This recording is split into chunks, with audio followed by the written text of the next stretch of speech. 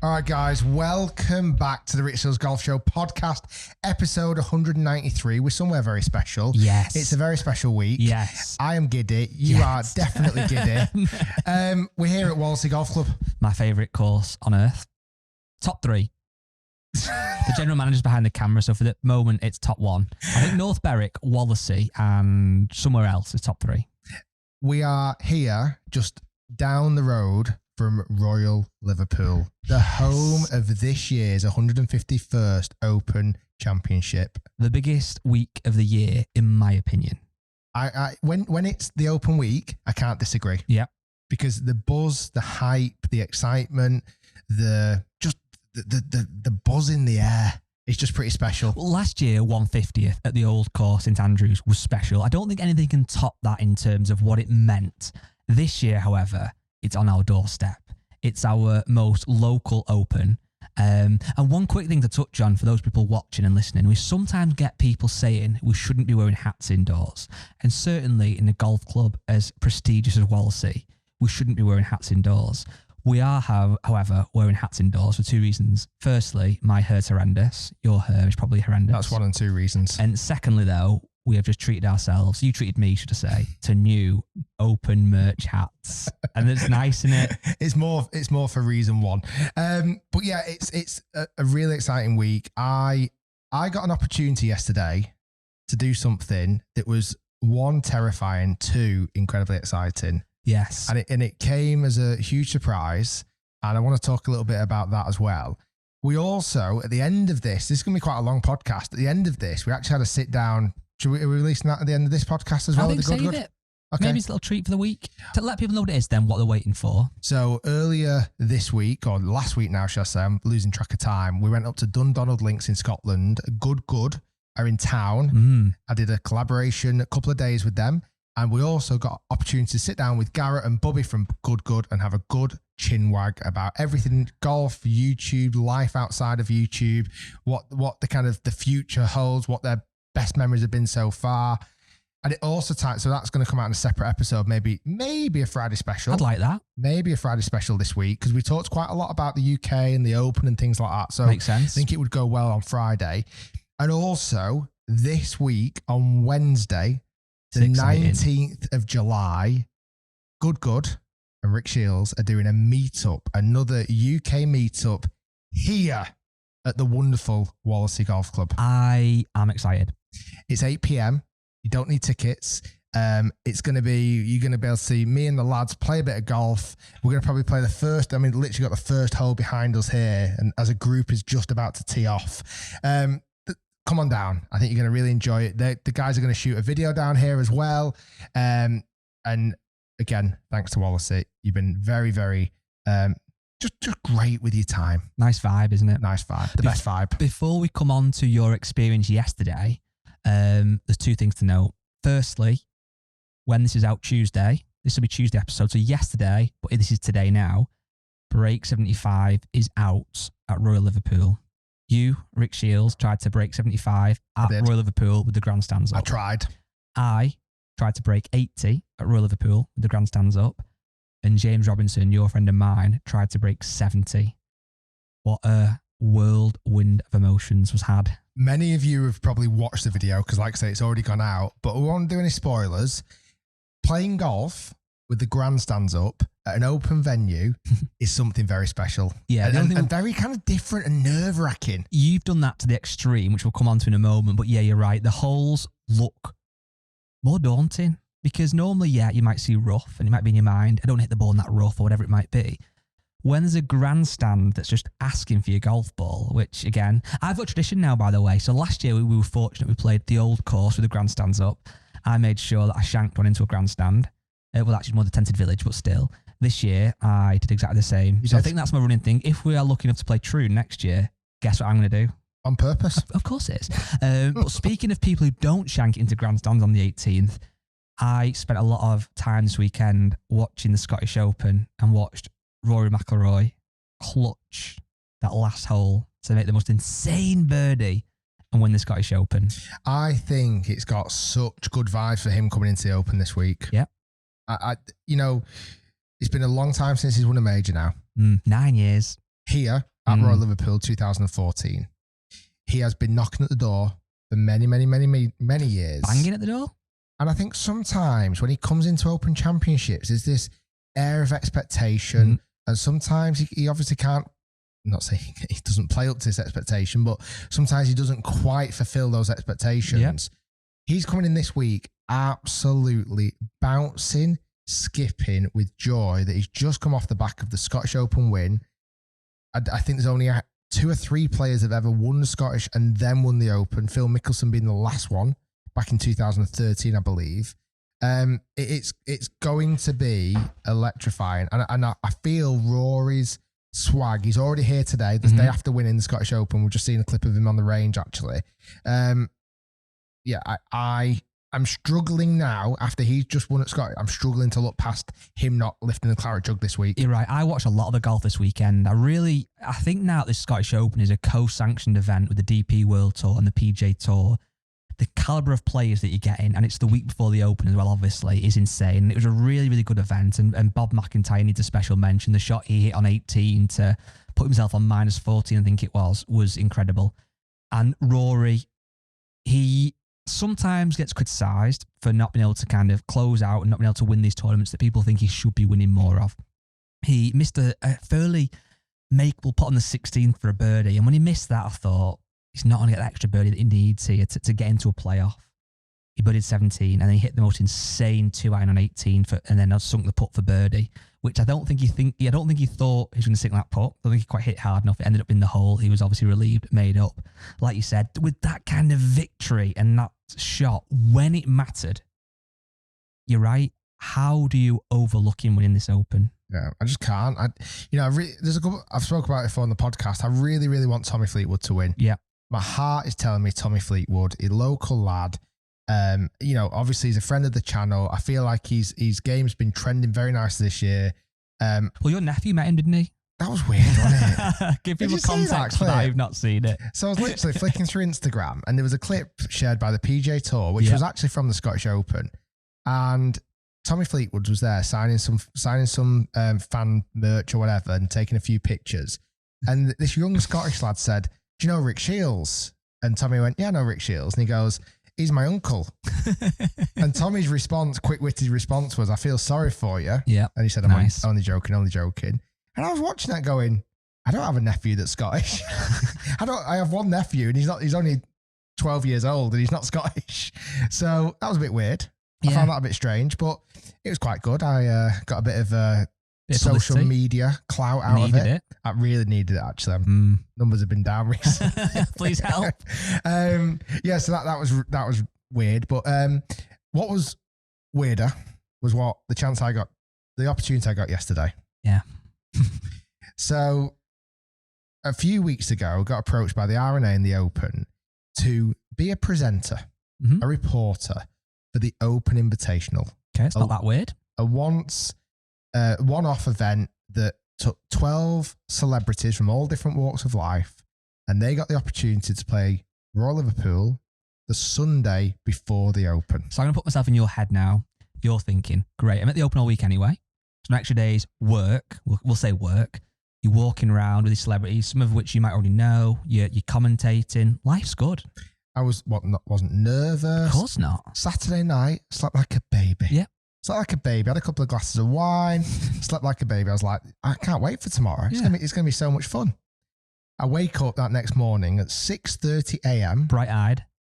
Ish. 6:30 a.m. I look at my phone. First thing I do is I woke up and I see a text from the person from the R&A who've been organising it saying, "Oh, by the way, Rick, bring your clubs." So at this point, you're thinking, At this point, I'm thinking, there must be a challenge. Yeah. Maybe they want me to do a bit of a beat the pro. Maybe they want me to hit a shot or whatever, right? So not had any confirmation. I already had the clubs in the car because obviously we're here for Open Week and we're going to be here. Need to get called up. just in case. And so I rock up and I'm like, swanning around, and we had this nice fancy hotel in Chester and met a load of these celebs, like Marquez Brownlee, who we've had on the podcast before, huge tech YouTuber.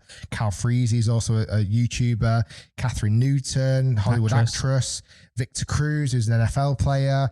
Bradley Walsh, host of game shows here in the UK, and many, many, many more. Tony Bellew, Jordan Pickford, Jermaine Genius, like a lot of people. They tried to pick quite a diverse bunch of people where you'd imagine like everybody would at least know one or two of those people, but they're from very different worlds. But the thing that connected them all was golf. Yeah. And to some degree, I was looking forward to reporting, quite a chilled out afternoon, thinking, oh, this is going to be the light work. No problem. I get there and I'm getting the shuttle then over to the golf course, and still I get told, put your clubs in the van. I'm thinking, why am I, okay, put my clubs in the van. Off we go. And I've still, nobody at this point has told me anything. Okay. And get to the golf club and, starting to meet a few people. And I say to the R&A guy, I said, am I playing? And they're going, yeah. I was like, I'm playing. And they're like, yeah. I was like, do you want to? I was like, yeah. Deep down. Yeah. Deep down. So what is the context on? Only playing, obviously, at Royal Liverpool in open conditions with these celebrities with the grandstands up. The difference to when we played it with the grandstands up, there were people now in these grandstands. There was 10,000 people, Guy. And also 10,000 people on site. And I'm again going to put myself into your head. There shouldn't be pressure.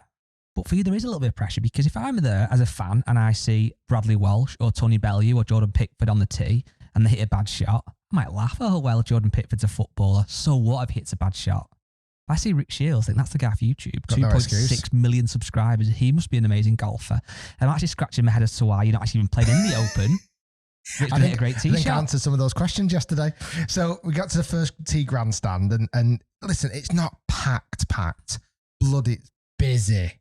It's busy. Well, when a 4-ball lets you play through, that feels packed. Yeah. I mean, there was lots and lots of fans on that first tee. There was also fans down the left-hand side, down the right-hand side of the hole, right? And we were like, I think we were the first group out. So Victor Cruz, NFL player, tees off first. He's our team captain. I'm in their team with Jermaine Genius, and also Margot Brooks, who's like an Instagram model. I've been playing golf for a year. She's unbelievable. And Victor hits this kind of low heely cutty bullet, which pretty much takes like the crowd on the left and like matrix swerving out the way to miss this golf ball. Wow. Jermaine stood up. He looked a good golfer. Hey, he is a good golfer. And I don't know, because obviously his next footballer, I'm not sure if I don't know, they're just made for pressure. I feel like they handle pressure so much better than most people. Yeah. He hits a bullet straight down the middle of the fairway, right? So I'm up next. And when I was watching those two guys hit, it was silence. And I was thinking, I am not going to be able to hit a shot in silence here. How nervous were you at this point? Genuinely, I've been very, very fortunate to a lot of things in my golfing life. I think probably three. I've got three highlight most nervous points in my golf YouTube life. BMW Pro-Am at Wentworth. Yep, I carried first tee. Yeah. So I'd already played 6 or 7 holes at that point. The actual real but the first tee, yeah, loads of people around. Don't think I've ever been as nervous in my entire life. Yeah, that makes sense. That was right up there. First tee, Augusta National. Now, different scale. There was only a handful of people around, but still petrified. Was that more because it's probably the only time you're ever going to play it? You want to hit a good 100%, shot? Yeah, that makes 100%. sense. That one was more for my own gratification. Yeah. It wasn't typically to please anyone. It was my own gratification to say, I can stand up there.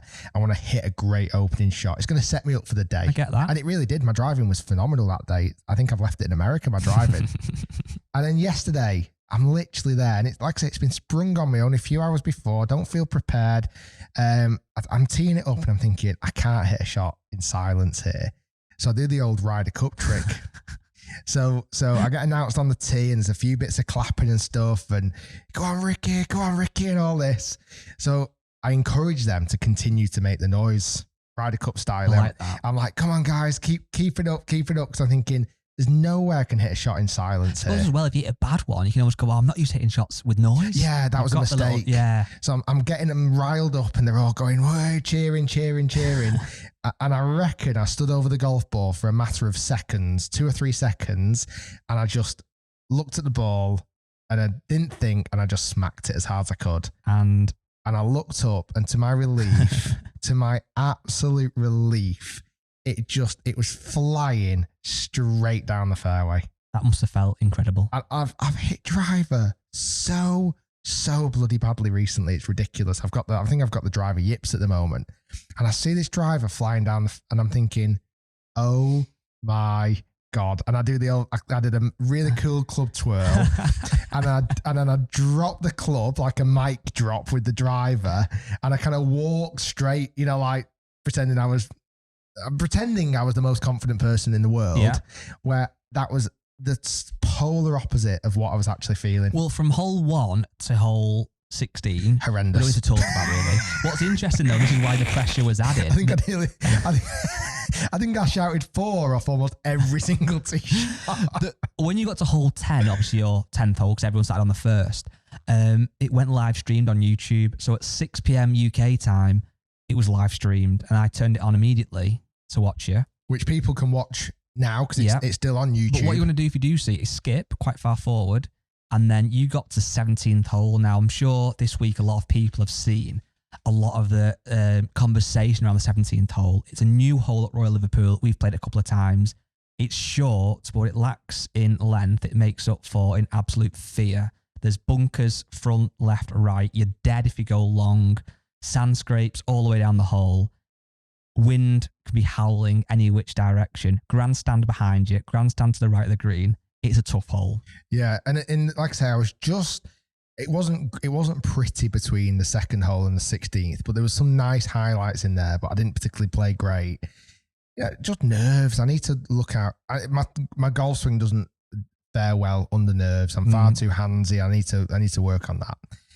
So 17th hole, again, teeing off within the grandstand of 17. It's great. It's a really cool little grandstand. And it was playing 140 yards, which is as the longest it can possibly play. So normally, for context, that would be maybe a wedge or a very soft 9. Yeah, it's right in between 9 or wedge. But it was, the tee was as far back as it could possibly be. And it's that hole, slightly elevated green, always into wind. Yeah, I don't think we've ever played it not into wind because it's coming off the estuary. So I'm stood there and we're rubbing an R in, and in my head I've got an iron I want to hit. So Victor Cruz went first and then went with a 9 iron. I thought, not quite used to this links weather. Unfortunately, struck it well, but pulled up short. Yeah. Jermaine hit an 8, struck it well, came up short. Okay. So I'm thinking, I already had 7 in my head. So I pulled out the 7 iron. Okay. And it went live to me at that point. The stream went live to me at that point. I'm thinking, oh my God. Because also we were playing Texas Scramble. Yeah. That was the other thing. I didn't even think about that. Margot was yet to go. Bit of pressure on you then here if those two guys are short. Big time. Like this was like, this has to be good. And somehow I hit this little trappy, drawy, low flighted 7 iron that I swear to you, Guy, I thought it was in. The swing looked pure. I'm going to give you that. I thought it was in. It was absolutely all over the flag. And mid-flight, I was like, if you're going to make a hole in one, this is the time. I can't even imagine what would happen if that had gone in. If this is the time we make one on video, this is the time. I just felt like it could happen. And it was all over the flag, and I'm looking it up and down. I'm thinking, I don't think it'll be long. I think this is good. And it literally pitched about 8 foot past the hole and stopped really quickly. And honestly, it was such a good feeling. You can tell from the camera angle that it must have been literally behind the hole. So from your angle, it must have looked in. It was right over the flag. It had a little tiny draw, but sometimes into wind, my draw can get too drawy. Yes. It just held its line beautifully. So we wandered up there, and I was just on top of the world at that point. And like I say, you forget about the bad shots at that time. I take away the really good drive I hit on 1 and this beautiful 7 iron I hit into 17. So at this point, you could almost to some degree leave a happy guy. You've hit a great tee shot on 1 with the crowd, with the amped up crowd, and you've then stiffed one on 17. On the live stream. On the live stream, this new iconic hole. You've nailed it. You've good swing on it. The only way this moment can be elevated, the cherry on top would be if you sunk this little right to left downhill putt from 8 foot. And what was really interesting, so we got up there, and typically we'd had a process in our team. Margot would go first to kind of give us a bit of a gauge. and then either me or Jermaine would go next, and Victor was really hot with his putter, so he would go last. So we get up there. Not this time. We get up there, and I'm thinking, I want to go first here. Yeah, of course. I want this. It's a team game, but it's your birdie. It's my birdie. I want this. So what was weird though, and you wouldn't have seen it in the live stream, because they had to switch between groups. There was 3 groups. We had to stay on that green for ages. Ages, right? So, which to some degree was a good thing, because I pretty much saw that putt from every angle. Yeah. I read it about 5 or 6 times. me and the whole team were looking at it. We had 4 local caddies and everything. And so we collectively, we had this putt pretty nailed. I had loads of time to line my golf ball up, ready. I looked back, and I just knew that is where I want to aim it. Yeah. If I hit a straight putt, that will go in. And it's a little like so, right to left down the hill. So it then cuts back to us. So the camera's like, right, you ready? But then I'm like rushing a little bit, because I had all this time. And then it's like, right, you're live. I was like, oh crap. So I'm lining up, and I'm thinking, please do this. Please do this. Like, I don't know if I've ever wanted a putt to go in more in my life, just because it's like, it's great that shot to hit into 17. You're right. I can dine out on that for a little bit. Yeah. But to make the actual birdie, because that is going to be a pivotal hole this week. And you were playing off a proper tee as far back as it can go. It was literally, I looked on that, it was so far back, I guess, to keep the tee protected. It would be an almost illegal tee for the tournament. Your right foot was almost in the rough at the back, wasn't it? Yeah, and that's why they do it, so that in the tournament they can move it forward. So I had this putt, and I'm looking at it, and thinking, please do it. And as soon as I hit it, I was like, I've hit it good. That's all I can ask for. Normally when I've hit it good, it obviously stays online. And it drops right in the middle, and it's like, oh my God, it did it, and it was live streamed. And forget the previous holes where I probably took a few spectators out and hit some dreadful shots under the pressure. Great tee shot on one, and we've just been there today at the Open. Yeah, we've just been there at the Open, and the amount of people that have said it to me, and that's all. I can just dine out on that for the rest of the week. We've walked past a number of people who've said, "Oh, what a birdie!" or "Great shot on 17," and all this stuff. Yeah, nobody needed to see the other stuff, and then I hit a good drive down 18. We managed to get on in 2. And then we just missed the eagle putt. I think we finished 3 under through. We didn't play all 9 holes because it was slower than they anticipated. We missed 15 and 16 out. So 3 under, but we lost by like 5. Yeah, handicaps. I think the handicaps, Catherine Newton's team, Marquez Brownlee, Cal Freese, and Bradley Walsh's team won. It was very, very good. It was very nerve-wracking. It was something that, in hindsight now, I can look back on and go, God, that was cool. Yeah. Like, it is mad, isn't it? Like, this year, I've got to play 2 of the major tournaments on major weeks. Yeah. That is good. That's lucky. It's mad, that, isn't it? I think what as well, kudos to the R&A in a sense that we've obviously been at the golf today and we're here all week. You know, the R&A and the Open in particular, it's the 151st event this year, obviously. It's such an iconic tournament. There's so much kind of tradition that goes into it, and it does feel quite golfy when you go, but very welcoming. But it's quite cool to see the R&A doing things like this with the Open Invitational, how they're inviting different people from different backgrounds, different kind of careers. You've got Cal Freese, who's one of the YouTubers in the UK. He's very kind of friendly with the sidemen and stuff. You wouldn't necessarily think he would be invited by the R&A. The Royal and Ancient Golf Club St Andrews have invited Cal Freese to an event. It just shows how much they get it and they understand there's more demographics than just blokes who are 50 watching golf. They feel like golfers know about the Open. Yeah. Don't they? Yeah. Golfers know about the Open, but if somebody who follows Catherine Newton or Bradley Walsh or Marcus Brownlee or Cal Freese go, oh, what's this golf event? The Open, what the, they might not even know what the Open is, so they need to branch those eyeballs. I saw that. I was watching the live stream, obviously, when you played, and like you always get in live streams, you get some amazing comments, some stupid comments, and a few of the people like, I don't know who any of these people are, apart from Rick, quite a lot of them said. But what the thing is, though, like we said earlier on, in their own right, a lot of these people are very, very well known. Like Marquez Brownlee, or MKBHD as he goes under as well. As you said, he's been on the podcast before, he's a tech reviewer, he's got like 14, 15 million subscribers, if not even more, on YouTube. In the world of tech and in the world of kind of YouTube culture and youth culture, he's a very prominent figure. He's friends with Mr. Beast and all these people.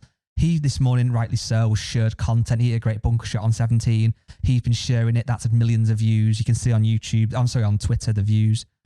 That is hitting different eyeballs. And if that just makes golf a little bit cooler or helps one person think, you know what, I will go and try golf. I think it's a clever idea. It's really good. Now, on that, I actually got substituted in last minute, and the reason why I had to pull my clubs, it was actually really sad news. I was actually replacing Ronan Keaton, who had a terrible family situation. So our thoughts and prayers are with him and his family at the moment. But it was like I say, it was mad that I kind of got the call up. It was one that I thoroughly enjoyed, and I had a couple of nice glasses of wine last night to steady the nerves. And in retrospect now, I'm like, I'm glad that's over. There's a theme here to these evenings at Royal Liverpool and a couple of glasses of red. Yeah. I think if people are coming to the Open this week and they see you on an evening, you might be Ricky. Well, the Open last year... You were very Ricky last year, I hit it too hard last year. You did. And the problem with that was you literally stumble off the golf course and I like tripped into a pub. Well, the thing is you did stumble and you did trip as well. It's quite embarrassing. You know what I mean? I was wandering around and literally it was almost like time travel. And people were forcing you to drink beers as well. It was like time travel. Like 1 minute I was like, I'm sure I was at the Open. Next minute it's 3 o'clock in the morning. I'm having a kebab outside St Andrews. One shoe on. Not my shoe. I like these echoes, but I'd only want one. Just throwing shoes at people. It wasn't even my shoe.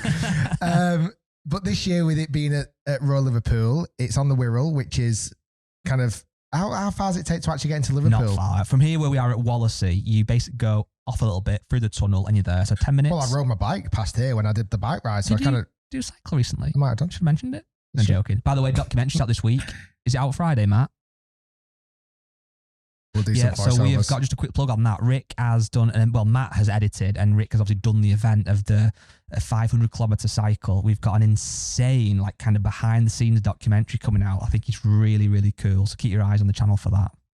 Matt is going to do that soon. Look at Matt's face. Matt just needs voiceovers off Rick, so it's down to we'll do Rick. some voiceovers after this.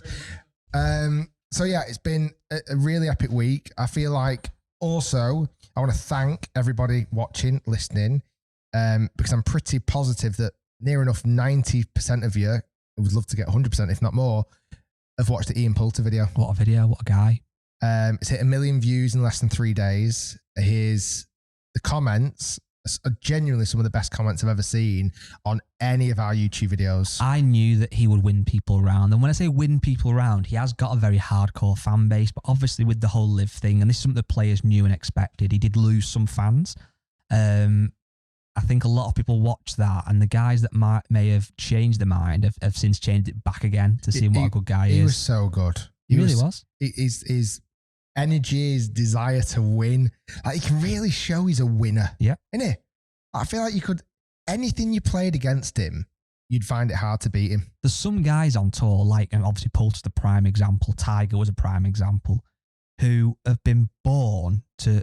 They have to win, like you said, at all costs almost. They will want to beat you. And someone like Ian, who grinded his way to where he got to, that was part of his game, wasn't it? Yeah. And obviously in the match play in the Ryder Cup, when it comes down to it, he has that grit, that determination to kind of beat you. And these guys, although they're coming on the channel and they're having fun, they don't want to lose. No. And so far, jokes aside, you've lost these guys, which is fine.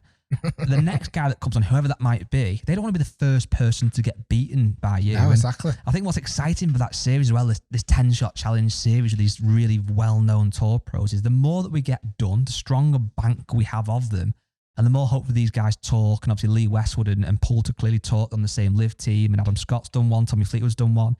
Wouldn't be surprised if you ask X person to film one. They might send a quick text to Adam Scott. What was it like filming with Rick Shiels? Oh, yeah, it was good. I enjoyed it. It had X million views and whatever. I think more and more guys are going to be open to coming on the channel, and we've got our sights set at some big names. I mean, we've done incredibly well so far. Tommy Fleetwood, Lee Westwood, Ricky Fowler, Adam Scott, Ian Poulter. I mean, the lineup's been pretty epic so far. Not missed anyone there. Did you say Westwood in that one? Yeah, Westwood as well. I'll tell you what. I want to chat a little bit. Yeah. So first off, thank you for the comments. Amazing comments. Also, I know we've spoke about this last week. The comments on the new Hit channel have just been outstanding. We have now filmed the first official reviews to go on the Hit channel, which should be dropping maybe end of this week, probably early next. Yeah, just on that. Again, thanks. How many subscribers? 170,000. Madness. 170. I think it's like 175,000 already. What's really good, and I think this is the platform on the podcast where we kind of tell these kind of behind the scenes stories.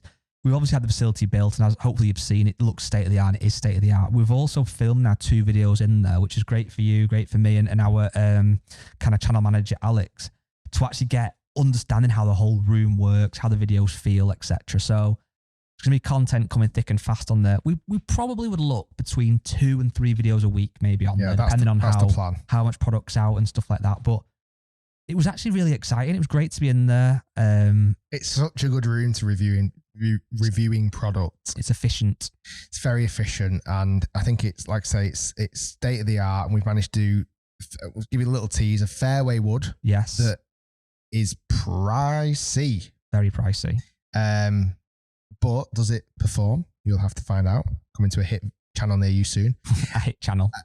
Well, our hit channel, hit golf channel, and then there is some new putters. We can say what they are because they're out now if you want to. Which are... They're trying to rival Scotty Cameron. Yeah. So these Scotty. The new TaylorMade TP Reserve putters. Not got great names. The names are absolutely terrible. I couldn't even tell you now. I reviewed 3 of the putters. I could not remember the names. No. It was like BTX3TO. Yeah, just on that, obviously the video goes to a lot more. Something like that. Goes to a lot more someone from Star Wars or something? C3PO. But yeah, obviously TaylorMade are well known for their drivers. They're getting more and more well known for their irons with the P series, and they have got, without doubt, some of the best golfers in the world playing their product. But what they haven't really had for a long time, apart from the Spider range, is a really kind of well-known high-end milled putter range. Normally, if you want a high-end milled putter, you go in Scotty Cameron. You might go for the Odyssey Toulon. There's other brands as well, etc. Even rolled and some good stuff. But you don't really think of TaylorMade, do you? No. They've brought something out. They've brought a range out that rivals, in their eyes, Scotty Cameron. It's performance-led milled putters that are like a piece of jewellery, crafted, etc. Interesting. I've got a question for you. Mm-hmm. Who would you say is one of the most disliked golfers on tour? And I would say... And it's not your opinion, the general public's opinion of one of the more least liked pro tour players. Patrick Reed. Correct. I want to change your mind with a little story. You can't. I want to change your mind with a little story, and I think, you know what? Right, before the story... He's gone up high in my expectations. Okay, so out of 10, I dislike him a 7. So if I can bring that down, then you win. Okay, I'm not going to put a rating on it. Okay. Yesterday, when I played in the Invitational, a young lad by the name of Lewis was on the first grandstand, and I was signing a few flags, a few hats, and he threw a golf ball down to me. And on one side of the golf ball... I thought you needed more balls. Rick, you need some help here, mate. On one side of the golf ball, there was a signature. Okay. And he asked me to sign the other side. So I signed it. Okay. And I had to throw it back up to him. There's no other way to get to him. So I threw the golf ball back up to him. It might have been a bad throw. Butterfingers. It might have been a bad catch. Okay. I'm blaming him for the catch. The child who can't defend himself. I thought it was a perfect throw. Anyway, it just missed his grasp and it fell through this kind of opening in the grandstand. Okay. You can't get that back. And it went through all the piping and everything else, right? And it was gone. I was like, how old was he? 12. Oh, okay. So I said, oh, I'm really sorry. I said, I'll get it back. And he just goes, how? I was like, oh, I don't really. And I was like, I'm just literally about to tee off in 2 seconds. I was like, honestly, I'll get it back to you. He's like, but how? I was like, I don't know. And the secretary from Royal Liverpool was also on the first tee, Simon, who's an amazing, amazing person.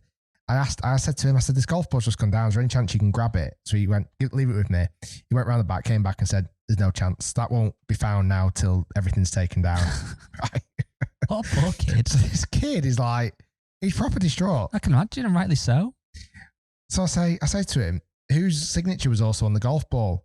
He said, Patrick Reed's. I said, right, leave it with me. So I took his Instagram details down. I said, I will send to you a golf ball that is signed by Patrick Reed and myself. Okay. I get to the Open today. First day, first practice day, near the media centres, the chipping green. First golfer I see today, Patrick Reed, practicing in the rain. So I went up to him and I said, Patrick. Did you introduce yourself? Sorry to disturb you. Please. Shiels. I think video's online. I didn't introduce myself. But I said, Patrick, sorry to disturb you. Quick story. Blah, blah, blah, blah, blah. Any chance you can sign a golf ball? Yes, not a problem. I went and got Sharpie, came back, and he signed it, and he went, and literally, we chatted for about 5 or 6 minutes. Seemed like a really nice guy. It is. Quick question before I come on to that. What was the golf ball that you threw away, and what was the new golf that you gave him? Don't know the golf ball that he threw away, but the golf ball that I'm going to be sending Lewis, which is now signed, is an actual practice Pro V1 that Reed was actually using to chip with. That's quite cool, then. So he was literally chipping with one. He flicked it up, wiped it, signed it, gave it me back. I signed the other side, and I'll send it to Lewis. Oh, that's nice. Yeah, fair play to Patrick Reed. So, and we had a nice little chat, and Would you take you on a 10-shot challenge? Got a green jacket. Could I try and get that off him? I think that'd be, you know what? Jokes aside, I think he'd be a very good person to stay on a 10-shot challenge. You don't seem convinced? We'll see.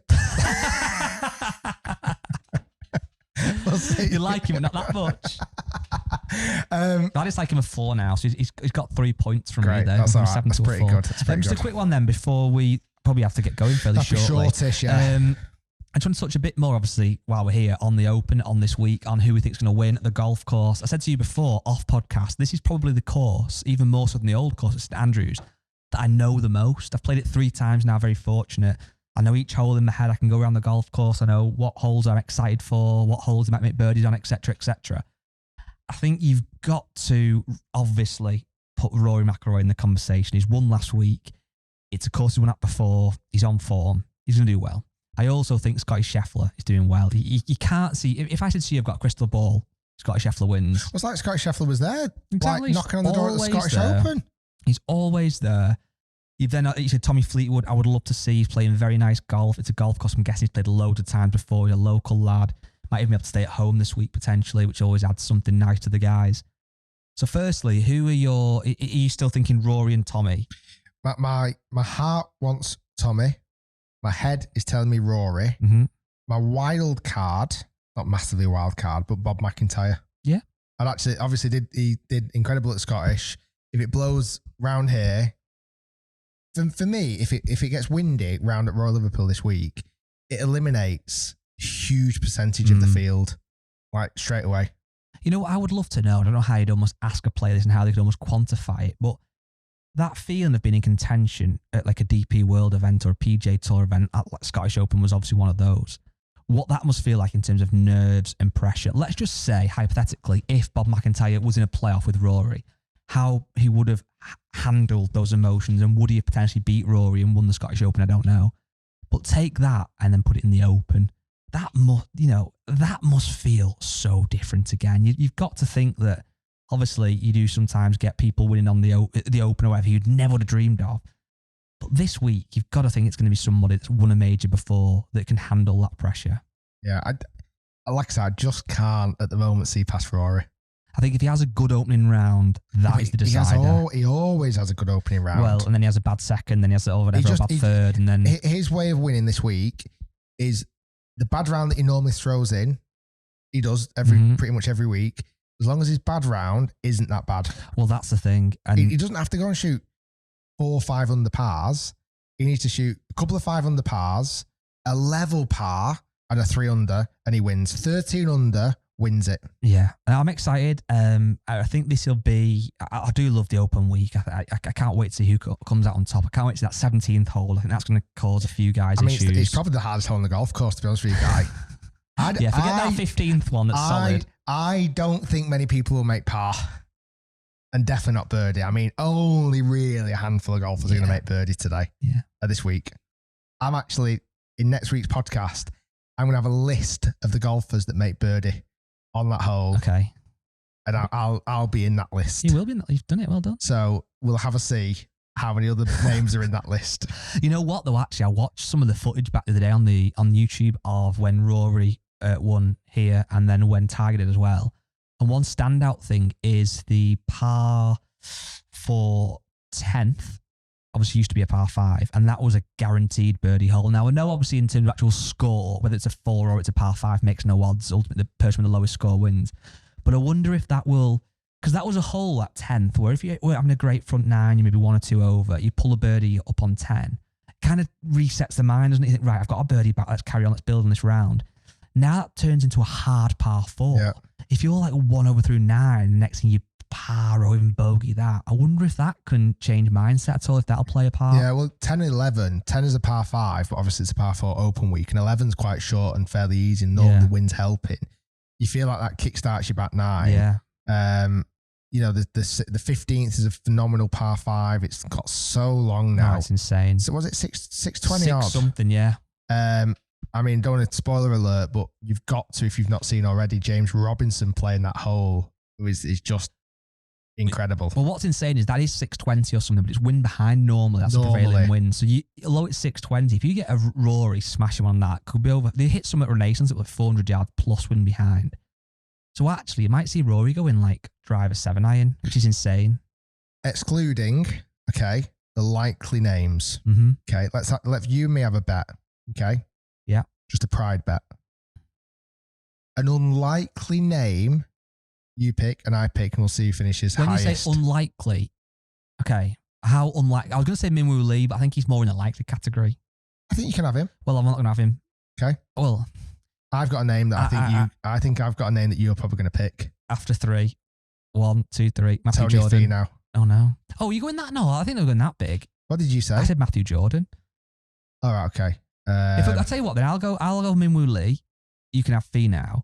But I do also think, so Matthew Jordan qualified. He is a member of Royal Liverpool. He's played the Walker Cup. He's obviously a pro now, etc. I've got a feeling he could have a decent couple of rounds. I do. His home golf club. Maybe that'll be too much for him. I know, that is a lot of pressure. I wouldn't be surprised if you see Matthew Jordan have like a 65, then like an 82 or something. I don't mean that, I hope he doesn't, but have the 82, that is.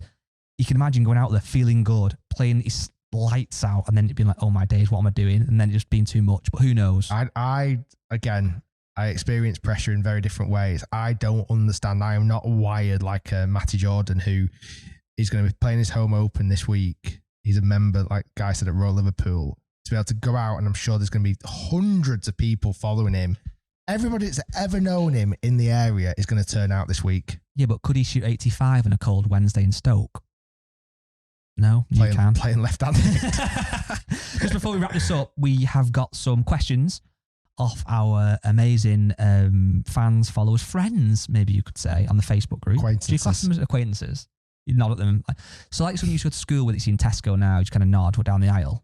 All right? I've got a rule, though. If I see somebody in person that I'm friends with on Facebook and we don't acknowledge each other, I unfriend them. That's how soon after the encounter? In the car? Pretty soon, yeah. Yeah. As soon as I've blanked them. Get that? Go for it. Right, first one from Craig McQuillan. When is North Berwick Break 75 coming out? Friday next week. It's a shame it wasn't. There's been so much buzz around North Berwick. We I don't think we could have altered our. The only thing we could have done is swapped the Pete video at Archerfield with North Berwick. That would have maybe made more sense, but either way, it doesn't matter. Steve Norris. Rick Shiels versus Jimmy Bullard. I think we'd been chatting. Yeah. I think a lot of people are asking for that. He seems like a very, very, very handy golfer. You know what I think would happen with that game? I mean, honest truth.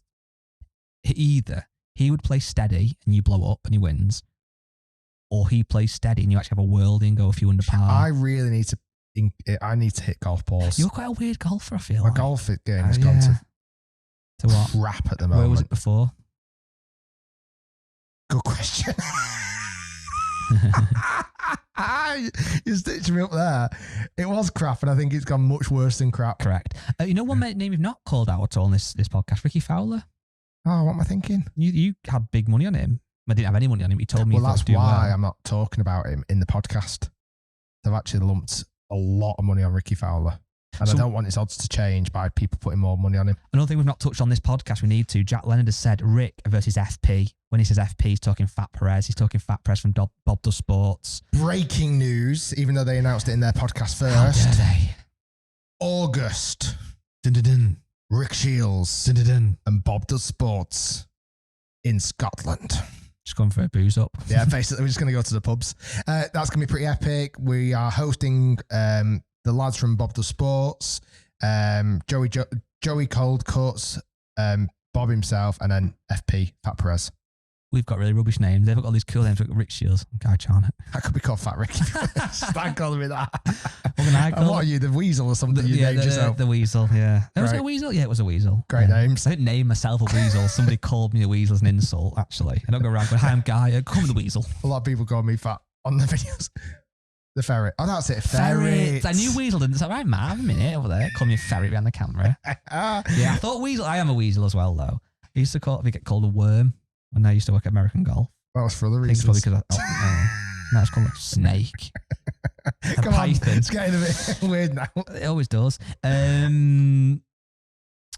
A lot of these, there's good questions. There is no offense, people have asked questions, but we've had a lot of those before. So maybe next week we'll more. No. Done. Just a quick note: if you are listening to this podcast on Apple or Spotify, feel free to rate us, give us 5 stars. That'll be really nice. It'd be really, really nice. If you've listened to every episode of the podcast so far, you're in the clubhouse, you're an elite company. Again, if you're in the clubhouse, your class is Rick's friend. If you come and see him this week at the Open, say hi, mate. It's me, Darren from Stoke. I'm in the clubhouse, and Rick will know you by face. Perfect. Great. Thanks for listening. Enjoy your Open week wherever you're watching. We need to get back to the Open because I'm just about to interview Victor Hovland. Name drop. See you soon.